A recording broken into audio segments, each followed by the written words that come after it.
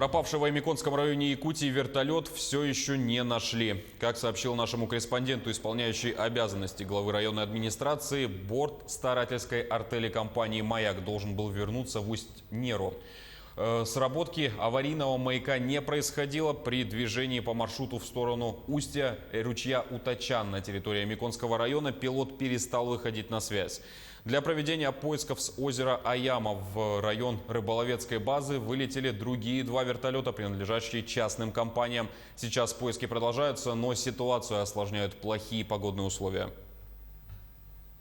Мы в понедельник соберемся, если к этому времени. Сейчас поиски-то идут. Если к этому времени не найдет, значит, будем просить вызывать вертолет с правительства. Хотя, в принципе, здесь уже раза 3 облетали. А какая еще может быть с администрацией работа?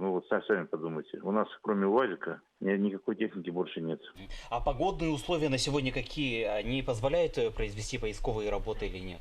К сожалению, нет. Облачно, дожди. К сожалению, как вчера, как и позавчера. Напомню, что вчера в 4:30 вечера по якутскому времени в единую диспетчерскую службу Аймяконского района поступило сообщение от главного инженера компании «Маяк».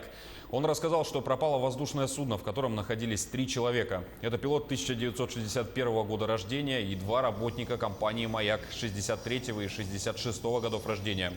Вертолет 13 числа в 17:30 по Якутску вылетел с участка Аяма, который расположен в 320 километрах от поселка Усть-Нера на устье реки Утачан за заготовленным уловом рыбы. На базу поселка Усть-Нера до настоящего времени воздушное судно так и не вернулось.